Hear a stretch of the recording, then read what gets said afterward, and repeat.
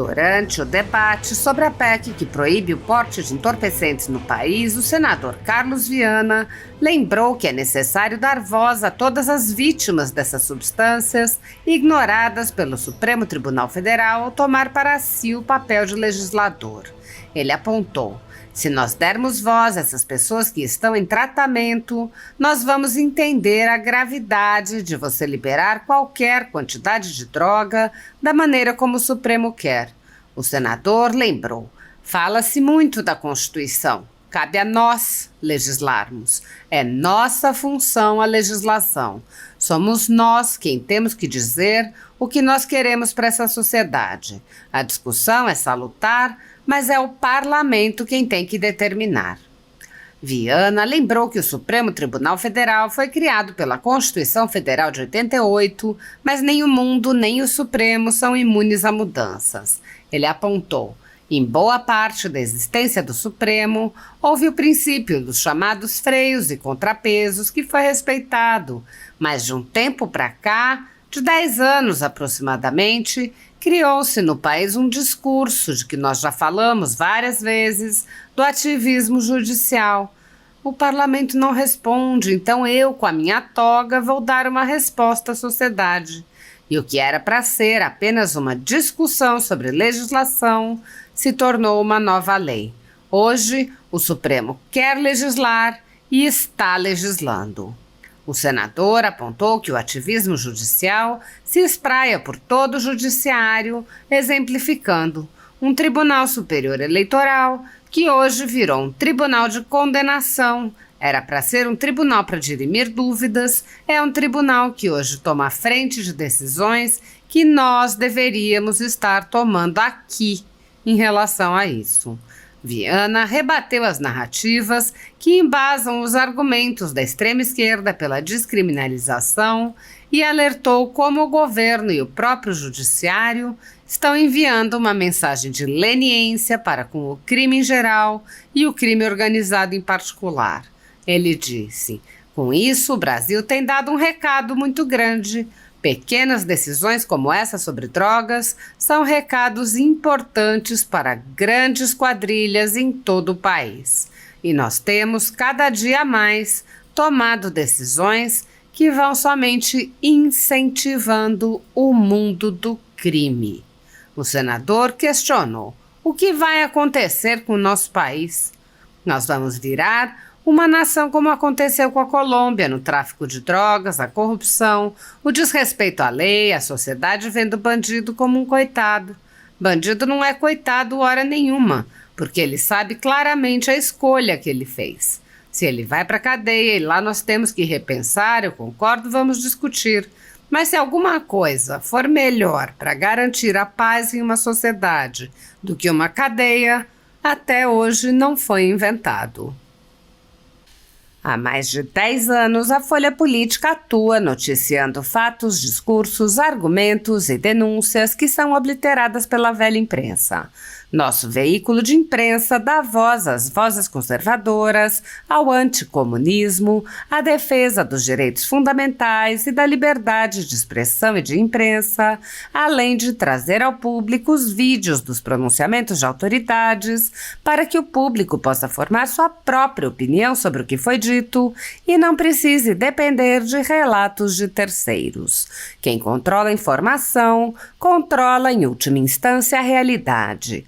Grupos monopolísticos e cartéis que se associam com o intuito de barrar informações contrárias ou inconvenientes atuam em conluio com a finalidade de aniquilar qualquer mídia independente, eliminando o contraditório e a possibilidade de um debate público amplo, honesto, abrangendo todos os feixes e singularidades dos mais diversos espectros políticos.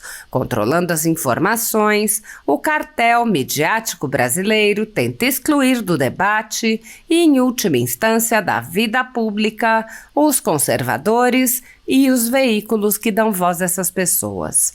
A renda da Folha Política está sendo confiscada a mando do ministro Luiz Felipe Salomão, ex-corregedor do TSE, com respaldo e apoio de Luiz Roberto Barroso, Alexandre de Moraes e Edson Fachin.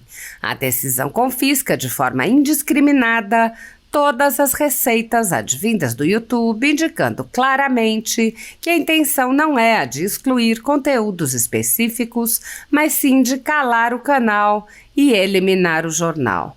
Há mais de 32 meses, toda a nossa renda é retida sem qualquer justificativa jurídica. O inquérito segue sendo passado de corregedor em corregedor e está nas mãos do ministro Raul Araújo, enquanto nossa renda é confiscada dia após dia. Se você apoia o trabalho da Folha Política e pode ajudar a evitar que o jornal seja fechado, doe qualquer valor à empresa Raposo Fernandes por meio do Pix, cujo QR Code está visível na tela, ou por meio do código ajude@folhapolitica.org. Caso não utilize Pix, há a opção de transferência bancária para a conta da empresa Raposo Fernandes, disponível na descrição deste vídeo e no comentário fixado no topo. Há mais de 10 anos, a Folha Política vem mostrando a realidade da política brasileira e quebrando barreiras do monopólio da informação. Com a sua ajuda, poderá se manter firme e continuar a exercer o seu trabalho. Pix ajude@folhapolitica.org. Assista. Muito obrigado, senhor presidente. Serei 10 minutos breve. Eu quero me juntar aqui aos senhores senadores que já trouxeram suas experiências para falar da minha. 23 anos como jornalista em coberturas policiais, em casos de relevância nacional e em casos de pessoas totalmente desconhecidas. E a minha palavra é: a maconha é o primeiro passo, é a porta de entrada para a destruição de milhares de vidas nesse país. Gente que na maioria das vezes não tem voz para poder dizer o que aconteceu a elas e que acabam dentro de uma discussão, se traficantes ou usuários que aos 10 anos para cá não são mais presos. Isso já acontece no país, já tem uma legislação. As comunidades terapêuticas, que eu conheço de perto o trabalho e que gostariam de estar aqui hoje para poder trazer as pessoas que estão nessas comunidades em busca de recuperação. Jovens, adultos, ricos, pobres, idosos, negros, pardos, brancos, que estão lá destruídos pelas drogas e que, se estivessem aqui, dariam um testemunho firme de uma caminhada que eles não fariam mais. Se nós demos voz a essas pessoas que estão em tratamento, nós vamos entender a gravidade de você liberar qualquer quantidade de droga da maneira como o Supremo quer. E nessa sociedade que nós vivemos, é a coisa mais impressionante. Fala-se muito da Constituição. Cabe a nós legislarmos. É nossa função a legislação. Somos nós quem temos que dizer o que nós queremos para essa sociedade. A discussão é salutar, mas é o parlamento quem tem que determinar. A Constituição de 88, que está sempre sendo citada, é uma Constituição de um outro tempo no nosso país. É de 1988, um Brasil que olhou para o passado, um passado de governo militar, um passado totalmente diferente do futuro que está à nossa frente. Nós temos a obrigação hoje de mudar a Constituição no que for necessário para a gente poder fazer o país andar. A legislação de 88 criou-se a figura do Supremo Tribunal Federal. A própria palavra já diz, é o Supremo Tribunal Federal, onde as questões têm que ser resolvidas na legislação. Isso em boa parte da existência do Supremo. Houve o princípio dos chamados freios e contrapesos, que foi respeitado. Mas de algum tempo para cá, de 10 anos aproximadamente, criou-se no país um discurso que nós já falamos várias vezes, do ativismo judicial. O parlamento não responde, então eu, com a minha toga, vou dar uma resposta à sociedade. E o que era para ser apenas uma discussão sobre legislação se tornou uma nova lei. Hoje o Supremo quer legislar e está legislando. Um Tribunal Superior Eleitoral, que hoje virou um tribunal de condenação, era para ser um tribunal para dirimir dúvidas. É um tribunal que hoje toma frente de decisões que nós deveríamos estar tomando aqui em relação a isso. Então cabe a nós, por essa experiência que o Brasil quer de não liberar drogas, pela experiência que nós temos quando se fala em saúde, do custo disso que não é levado em consideração, evitar que os nossos jovens tenham acesso a qualquer tipo de drogas, seja pela conscientização, que é o primeiro passo mais importante nas escolas, seja pela legislação dura, não permitindo que a venda seja liberada em qualquer quantidade. Porque para ter 10 gramas de maconha no bolso, alguém vai ter que vender para ele. Alguém vai ter que fornecer para ele. Eu vejo aqui já uma caminhada em direção a querer que isso aconteça como venda em farmácia no Brasil. Esse setor está ganhando espaço para poder daqui a pouco estar vendendo isso. Olha, é 10, então você vai poder comprar numa farmácia. E nós não estamos falando de canabidiol, nós não estamos falando de substância para as pessoas que precisam, porque isso a Anvisa já resolveu e hoje já fornece. Nós estamos falando aqui de uma decisão que impacta em todo o país. Existe, senhores senadores, um Brasil dos discursos, um Brasil bonito aqui de Brasília, um Brasil que não tem problema de saúde, não tem problema de segurança, um Brasil que não tem problema de verba nessa capital. Mas existe o Brasil verdadeiro, que está nas ruas, nas cracolândias de todo o país, que está ali em São Paulo, em Belo Horizonte, nas principais capitais, onde os seres humanos estão lá deixados à própria sorte e onde um traficante que vem com 2 pequenas pedras de crack, que é considerado um usuário, vende aquilo. E é disso que nós estamos falando. Porque agora que nós vamos colocar, se for permitido, 10 gramas, alguém tem sã consciência de que um traficante vai chegar para vender numa Cracolândia com uma quantidade maior do que para ser preso pela polícia? O discurso do racismo, ele é necessário e precisa ser enfrentado pelo país. Mas o discurso do racismo traz na penumbra, o que eu vou arriscar dizer aqui, é o chamado fumos maléficos iuris. Porque no direito tem um fumus bonis. No discurso do racismo existe um fumus maléficos iuris. Nos leva a uma compreensão errada da realidade. Por um motivo simples. Todo ser humano tem a capacidade de pensar e de escolher. Todo ser humano é dotado do livre-arbítrio. Por mais que ele seja morador de uma vila, de uma favela, que ele seja branco, negro, índio, ele tem o direito de escolha. E ele escolhe de acordo com aquilo que ele percebe. No mundo do crime, o país dá recados hoje muito perigosos. Foi citada aqui a proibição da polícia subir nos morros cariocas. Todas as vezes que uma pessoa morre, não se faz perícia, não se tem uma investigação, logo vem, a polícia matou. A polícia pode até realmente ter matado, mas a condenação ela é imediata do policial. Nós damos recados. Pega o cinema muitas vezes, o traficante é um herói. Pega os filmes de cangaço, o sujeito é um herói. O bandido pega vítimas, coloca em carro, mata policiais e vem fazer. O sujeito é um herói. Ele teve uma trajetória de sobrevivência, é uma pessoa que é contra toda uma cultura do capitalismo. Então, é herói, não bandido. Isso o Brasil tem dado um recado muito grande. Pequenas decisões como essa sobre drogas são recados importantes para grandes quadrilhas em todo o país. E nós temos cada dia mais tomado decisões que vão somente incentivando o mundo do crime. Eu quero citar aqui, senadores, um absurdo que há 15 dias tomou conta do meu estado. Durante os anos de 2019, 2018, 19 e 20, nós tivemos milhares de bancos explodidos em Minas Gerais.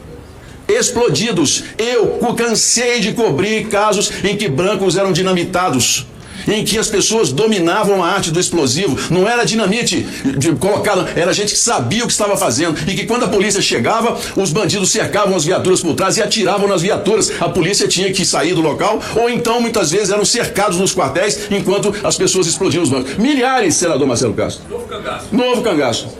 A polícia de Minas Gerais fez uma grande investigação e descobriu uma quadrilha com 26, 30 e tantos fuzis, uma metralhadora .50, que o general Mourão sabe que está aqui, que derruba qualquer helicóptero da polícia, corta uma pessoa no meio, se você der um tiro com ela.